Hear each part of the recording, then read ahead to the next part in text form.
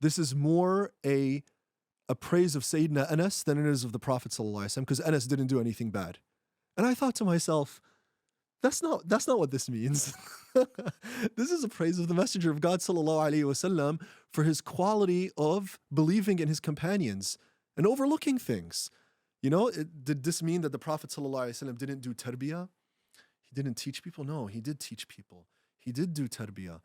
But that came out of a trust of the Prophet ﷺ and a love for him, because he believed in his companions. He had a good opinion about them.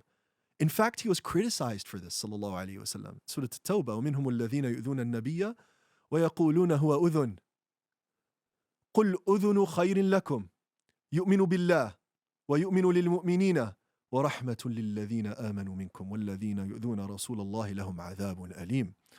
Allah subhanahu wa ta'ala says in Surah At-Tawbah, there are those amongst them who harm the Messenger of God, sallallahu alayhi wasallam, and they call him udhun. Udhun means he's someone who you can like borrow their ear and say what you want to him, almost like that he's gullible, right?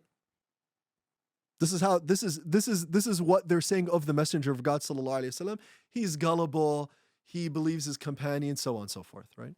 Allah subhanahu wa ta'ala says, yes, that udhun is better for you because he believes in Allah. Look, I think of the categories of husn al-dhan, because he yu'minu billah, he believes in Allah. Wa yu'minu lil mu'minin, and he believes in what his companions are telling him. He has good opinions about what they're saying, right? Wa rahmatun lilladhina amanu minkum. And that quality of overlooking is a mercy for those who believe amongst you.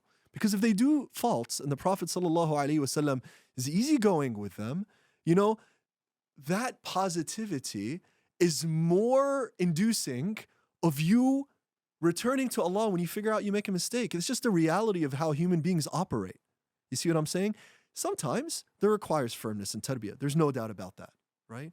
But think of the examples of the Messenger sallallahu alaihi wasallam when Hatib ibn Abi Balta'a radiyallahu ta'ala anhu, very famous narration, when he sent a letter informing his family in Mecca of the conquest of Mecca before the people of Mecca knew about it, because he was afraid that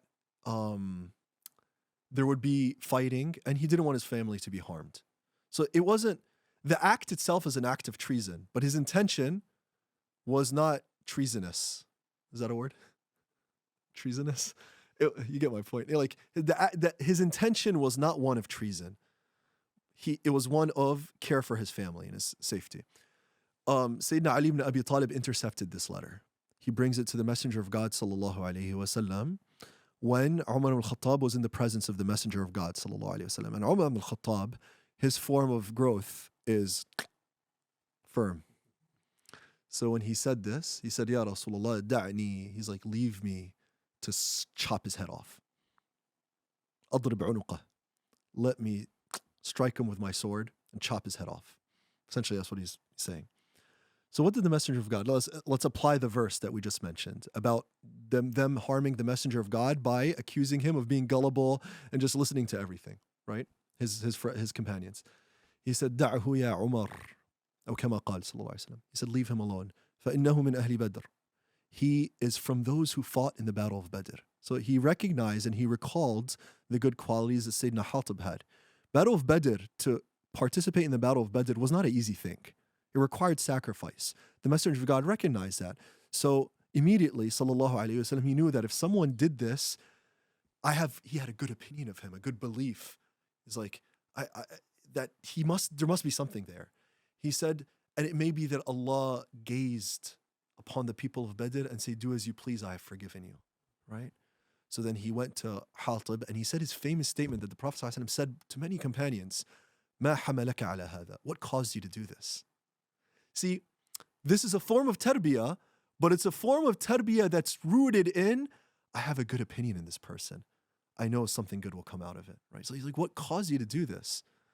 So he explained to him what I prefaced the story with, and the Prophet ﷺ let it go. You see, though it was an act of treason, he let it go because ﷺ, he got a good opinion in the people that were there. In fact, this husn al-dhan, it almost extended because of his mercy, sallallahu alayhi wasallam, it extended to those that did not even deserve it, like the hypocrites, Abdullah ibn Ubay ibn Salul, that Allah's mercy is so vast that the Prophet ﷺ even prayed his janazah. This was the leader of all the hypocrites, right? And he did what he did, and the Prophet ﷺ was informed of it. But the Prophet ﷺ had so much good belief and opinions of others that is like, okay, perhaps Allah will forgive him, right? And Allah subhanahu wa ta'ala revealed also in Surah At-Tawbah, استغفر لهم أو لا تستغفر لهم إن تستغفر لهم 70 مرة فلن يغفر الله لهم, right? Seek forgiveness on their behalf, or don't seek forgiveness on behalf. If you seek forgiveness 70 times in a row, and that's just a number, that means a lot. Like if you do it forever, Allah will not forgive them, right? Right? وَلَا تُصَلِّ عَلَىٰ أَحَدٍ مِّنْهُمْ مَاتَ أَبَدًا وَلَا تَقُمْ عَلَىٰ قَبْرِهِ. Then Allah subhanahu wa ta'ala tells the Messenger of God sallallahu alayhi wasallam, and the Messenger of God, when Allah corrects something, it's not that the Messenger of God sins sallallahu alayhi wasallam, but Allah wants to teach him the better way, right? So he said, and do not